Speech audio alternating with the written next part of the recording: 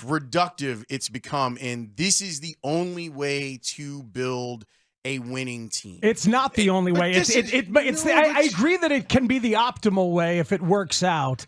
Obviously, Best and practices. we all wish we were the Packers and it was an offensive guy attached to the quarterback. It's not a neutral situation, though. Look at the history of the Bears. Look at what they keep getting wrong because they're not bold enough. And some of us dared to think that when they finally got an objective team president to come in here and look it over, who would look at this situation, this set of circumstances in this year, to think it was finally the time to raise the bar. Finally the time to do business differently rather than half-ass it. Rather than like this guy who works for him, and we'll keep this guy who works for him, and this it might be his quarterback, it might be one of his assistant coaches, and just blow it all out and do it the right way. And they won't do it. But it's possible that what you're asking for, I actually think that it's more likely that what you're asking for can now happen if things don't go well next year. But then you make people root for things not to go well, and no fan should be in that position. Dan, that's a choice. You don't have to do that. Of course not. You don't have to do that. You could look at this or try to look at this and say, perhaps, hold on. Stop making me try to look at it in a certain way. Okay, just look at it the same way you always Try stop have. giving you perspective and context. No, I've had the same perspective. No, How many of the same press conference are we going to have? How many of the same press conference? It doesn't matter who the coach is. You're going to have a very GM different press conference today because George is not going to be a part of it. You're smarter than that, Burns. These no, are he's different not. people. I heard you call him Kevin Phillips today. That's lazy and reductive. It doesn't matter. Ryan Poles is not Ryan Pace. It's the same press conference. No, you don't know that Ryan Poles is Ryan Pace. It doesn't matter. It doesn't matter who the people are. The Bears press conference is the same. We know it's not good enough for you. Okay, so make some changes. It's still mostly good enough for us. It doesn't change the fact that they've got 1-9 and might get the quarterback that changes all the everything. more reason why you think big. They never think big. They want someone who's going to show up and sit down and have crumpets with Ginny. What's wrong with having crumpets with Ginny? Go ahead and because I didn't hear all of the show. I heard a lot of the beginning of the show trying to make him feel better, and I heard the names you were throwing out and all of that. My overall point is, let's say that I think that Dan is per usual going overboard on this. I'm telling you exactly how I'm tired of it. Right. And I think you're going overboard on it because the way that it could be different is the guy that you had anointed as a football champion for some strange reason. Well, I just thought he would think. I didn't know he was a football champion. I thought he would be a bigger picture thinker. That's why I'm mad at you, because you went against your own beliefs and believed in stuff that you didn't have in evidence. You were hope trafficking in Kevin Warren without actually worrying about whether or not he was either interested or qualified in doing the football stuff. But let's say that the way that it's different is that Kevin Warren has said, I have my thoughts and I pass my thoughts on to Ryan Poles. I trust Ryan Poles so much that I'm going to let him make the choice here which you what want to do. Which you have to do. Which is what you've wanted the Bears to do, is to have someone in charge of football. And maybe what we're finding out is that Ryan Poles is in charge of football right now. As he should be. That he should have recognized a bigger and better opportunity. Well, I think it's fair to say that Ryan Poles clearly loves Matt Eberflus. And now they're attached. No matter what happened as far as the hiring goes, I don't agree they're with now that. attached. I think he'll get another coach if something goes wrong. That Pace was for sure attached to Trubisky. I don't mean as the firing. I mean is that that's his guy. Ryan Poles can't back away from I agree. Matt Eberflus. No question. It's his guy. But if he can still fire him next year and then hire the next guy, then what does he care if he was really attached to it? Most GMs don't get 3 coaches. You get 2. One of the 2 of them has to work. And let me be clear. I still think there's plenty of reason for optimism about the Bears going forward. Because the football team, and it's a players' league, is trending in the right direction.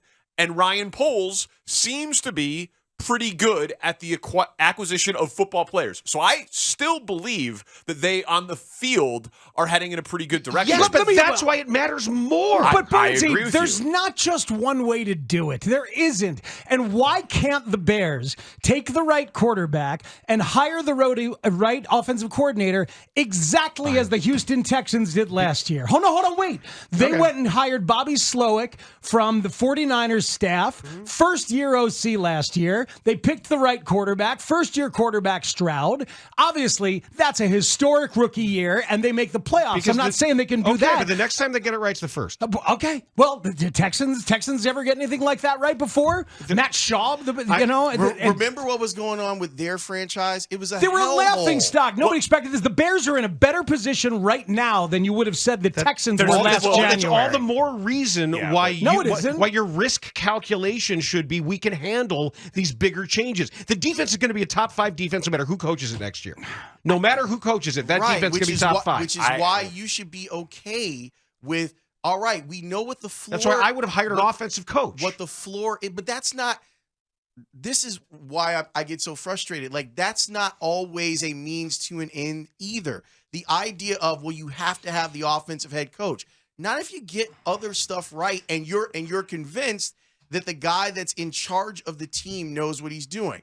I'm not here to tell you that I think Eberflus knows what he's doing. I'm not trying to convince you of that. I feel like Poles knows what he's doing more than any GM in my lifetime. If you believe after 2 years, I think as far as personnel goes, but this is personnel.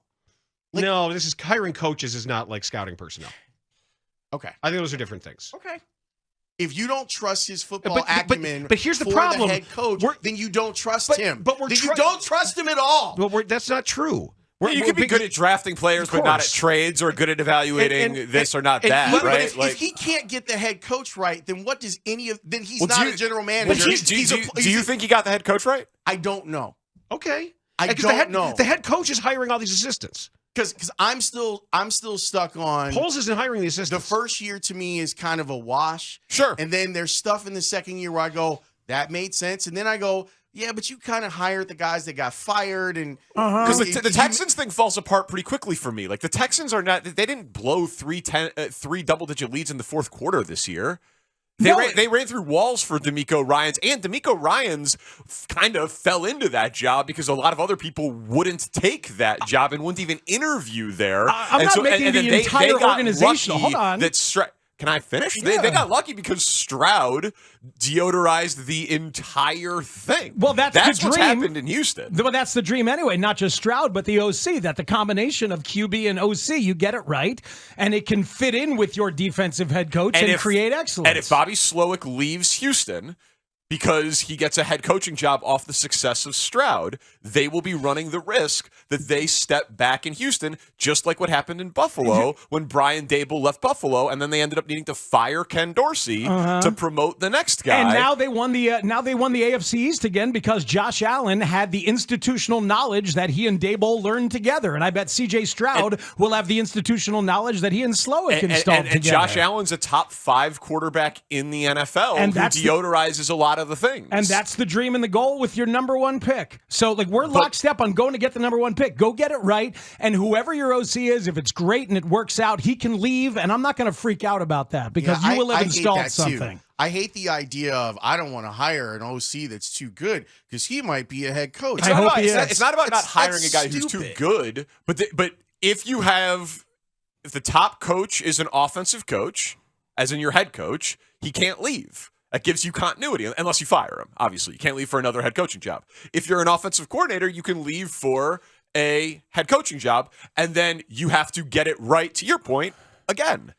Unless you've got somebody in-house. It's hard to get it right. Unless you've got somebody in-house already who can step up. And the point is that the quarterback, as you always say, is the deodorizer who theoretically could have learned already from the OC. Maybe they are going to be quarterback-proof, and none of this will matter, and I could be the head coach, and if Caleb Williams is as good as everybody says he is. Or they're not taking Caleb Williams, and they're keeping Justin Fields. What are your thoughts on deferring? Are you pro? I would defer. I would defer to the second half. Yes, I would definitely do that. I need someone to ask Ryan Poles that question today, how he feels about it, because I'm trying to figure out was there something internally? Like, we kind I'll of know be what floored if that's asked today. we know what the numbers are about deferring versus taking the ball, like overall. Yeah. Was there something? Because it wasn't like they necessarily got burned by it. Eberflus but it's answered still this. Stupid. Eberflus said it's not. He said their metrics show there's no real difference one way or the other, which leads me to wonder if Eberflus, because of the situations they found themselves in, put some of that on play calling, clock management offensively, and Getty, perhaps saying that they had an intent to not give the opponent the double up, the end of first, beginning of second, but it didn't work out because of what plays were called when. So if Eberflus says that their analytics show that it's not wrong, how was it mismanaged so it kept being wrong? Yeah, and I mean, like, it bothered me a ton too, but like there are so many, like, this is like a huge macro. Like, they're going to try to figure out, does Matt Eberflus get an extension? What does this mean about Justin Fields? Yeah. Like, They can't say a word about Fields But today. they're not going to say anything more than likely about Fields. They can't. Right? Probably not, but we'll be comparing it to exactly what. Like, does he say the exact same thing as last year? I have to be blown away. Probably. Right. That's probably what we expect. Yeah, but if he they deviates can't off of say it anything. at all, They can't say. They got to keep his trade value at the highest possible level. Well, I agree. But what Poles says about higher. Getty, is going to be really interesting and informative. Because Why did you fire him? I've wanted to know all along, like, if they are in lockstep, because I think it's been pretty clear Getty was trying to force Fields into this pocket quarterback thing and then had to pivot again and then again and then again. So was Poles on board with that process because he had the two ones as a backup? That's been my theory since week number 1, that they were doing this. Let's find out right away. And then if it doesn't work, then great. Then we'll take a quarterback next year. And all the Bajent crap, and who was leaking all that stuff, and where all that was coming from, and all the leaks, all the stories that got written about execution and how the system works. Yeah, there were a lot of games being played behind the scenes. And I think Getty might have been doing what Poles wanted done with Fields, trying to check out and see if he's got it. But that'll be interesting to find out. I've been trying to figure out, and maybe in some of those questions we'll get a better glimpse into it. I've been trying to figure out if the OC didn't like the quarterback, but the head coach did. Because that's how it's felt to me. It's felt to me, and I don't have any evidence. I don't have any reporting. It's just like hearing some of the stuff that Eberflus has said and being a defensive coach. Like, I wonder if in his mind he's like, it would be really difficult to work against Justin Fields. So I wonder if in answering those questions, I think Eberflus likes Fields. I think he likes Fields. The thing with today that I just can't get past, do we all agree that, because yes, of course, you can be an NFL head coach and be a defensive guy. The greatest of all time did it, Bill Belichick. Obviously, it can be done. One of the greatest of all time. You could be a great leader of men and be a defensive guy, obviously. Do we all agree that offense is more important than defense in the modern NFL? Like, if I could pick best offensive mind to coach my team or best defensive mind to coach my team, I would pick best offensive mind. Optimally, yes. I would say at every level of football, that's true. I would say that every level of football, that's true too. But the thing that I feel like whenever we make it, like I was talking to Dan, whenever we make it binary, there's stuff that we miss. You're probably right. I would like to make sure that we leave space for the position of head coach is not just the smartest offensive mind. There's a lot more that goes into that job. Sure. And some of the smartest offensive minds that we've ever seen in the NFL were terrible head coaches. And I think that it's possible that you can find someone who has a background in special teams, who has a background in defense, that also happens to understand how to be a head coach. I'm neither yay or nay on Eberflus in that regard, and I think that there are probably better examples than him. I just think that we can and I'm not just talking about you, Danny. I don't want to act like I'm singling you out.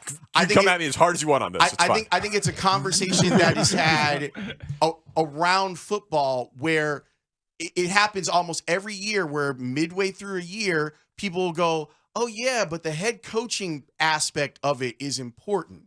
I want the best head coach. Now, see, here's the thing. I don't care where their background is. I agree with you, Lawrence. And to that point, like, I would rather have Mike Vrabel than I would Matt Eberflus. I think Mike Vrabel has more pelts on the wall and has proven himself to be a better head coach and an understander of the entire thing. You want to play complimentary football? Give me a guy who seems to have a higher bandwidth for the entire product than Matt Eberflus. So defense versus defense, okay, but head coach versus head coach, I think it's a no-brainer. If you were offering me, and I mean, I hope that this comes back and like bites me like 5 years from now. If you were offering me the choice between Ben Johnson and Mike Tomlin, I'm going to choose Mike Tomlin because I know. You know he's got the leadership stuff, the CEO stuff. I know that he's a great head coach, but I also think that people have been trying to chase McVay for forever without realizing how special he is. I think we do that a lot where we just go, the next great offensive coach might be a great head coach. I don't know, because to me, there's a lot of those. Burrow gets hurt in Cincinnati. Browning comes in, is good. Rodgers leaves Green Bay. Love goes in with LaFleur, is good. Like McDaniel, the offense hasn't won anything yet. Is what people would say. I mean, your guy Andy Reid with Donovan McNabb and with Jeff Garcia, with all of them. Obviously, we would all take. I think if you were going to say you wanted one coach in the NFL today to be your team's coach for the next 10 years, so you're factoring in age and everything, I think we'd all say Kyle Shanahan and Sean McVay, 1-2, probably in some order. But that's offensive guys. And so to me, given that they don't have the system proof, the offense defense proof established quarterback here, they don't have Josh Allen, Pat Mahomes, Tom Brady, Joe Burrow, Aaron Rodgers. So what you were saying about C.J. Stroud deodorizing everything. Yeah, right, but the hope, so to me, the coach who is the best offensive mind and quarterback maximizer developer that I could possibly hire, because that is unquestionably the biggest job for the Bears next year, assuming they draft Caleb Williams. I cannot possibly wrap my mind around the best possible coach to give Caleb Williams is Matt Eberflus. And so therefore he's disqualified. And then you say, well, now I want to hire Frank Reich or Jim Caldwell or Byron Leftwich or Eric Bieniemy. Brian Greasy.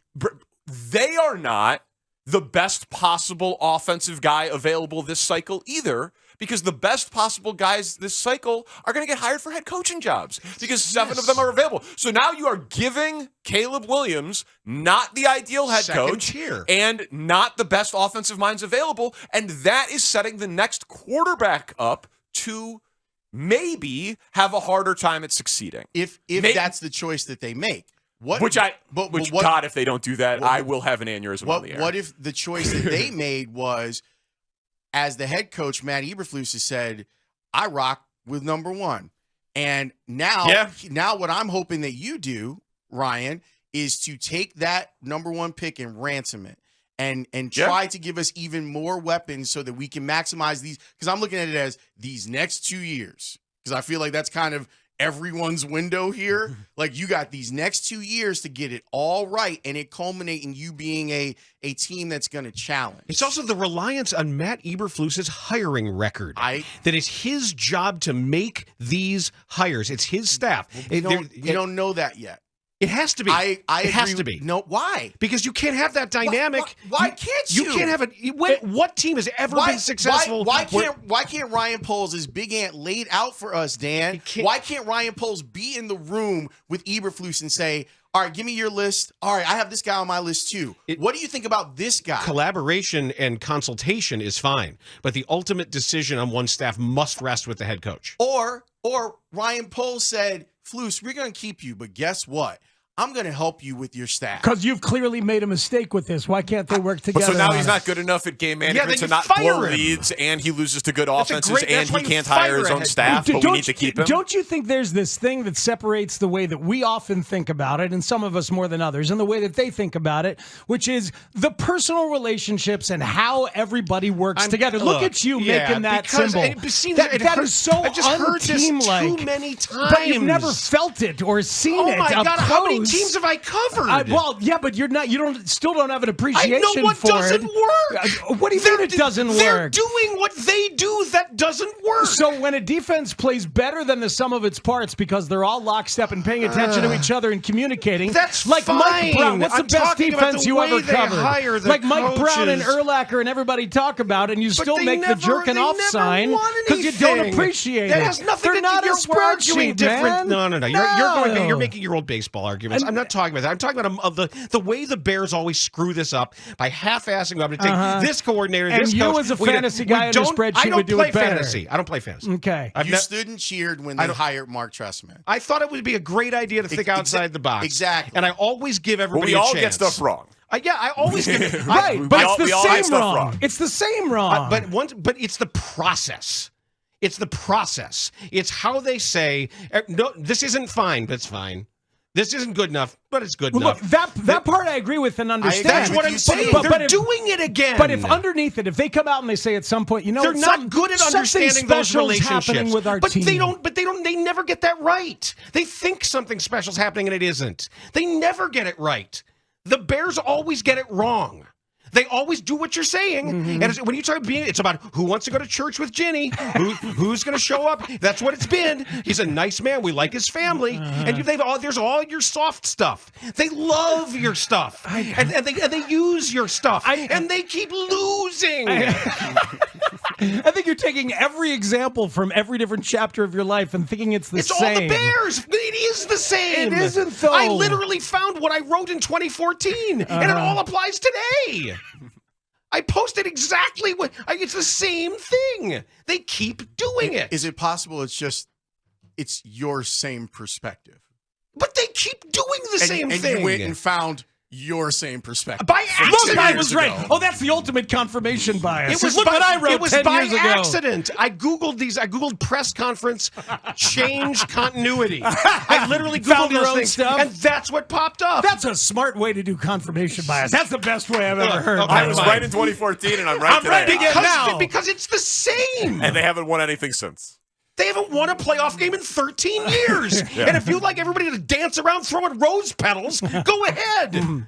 We have an interesting show today. Obviously, we're expecting news, and we will get it when they do this press conference coming up today at 3 o'clock. Pat Manley is going to join us at 3:30. Mark Rohde from Haugh at 5 o'clock. We will go through the list of offensive coordinators and try to answer the question, does this tip their hand in any way on Fields or Caleb? Like, I feel like the percentage is slightly more that he stays than it was Fields. 4 hours It's ago. fascinating. It's See, still that- a Rorschach that test, isn't it? Totally, because I had 3 different people text me. They say, this totally means Fields is gone, It's right? unbelievable. Yes, And people are Mark- seeing what they want to see Still. through this.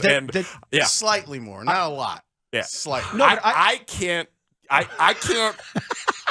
Oh my! Like, Ryan Poles would have to be the most disciplined person in the history of football executives to pass on any quarterback in the draft 2 years in a row. But we've seen that he kind of is though, right? He's done it once. Mm-hmm. I do not think the he will do it passing, again. I mean the discipline. Like He's he disciplined. He seems to be fairly He's disciplined. I mean, yeah. Until he isn't, This would be shocking. It really I would be. will. Yeah, and again, they'd be good next year if they ran it back with Fields and they drafted a couple of dudes in the top 10 and they signed guys in the. It's good v great. I don't think there's a world where the Bears are bad next year. That's exactly the point. It's I agree. When are you going to finally swallow hard and dare to do something really bold? But there's a risk in the going for great. Yeah, risk is Yeah, fine. hell yeah, there is. Absolutely. You could be worse.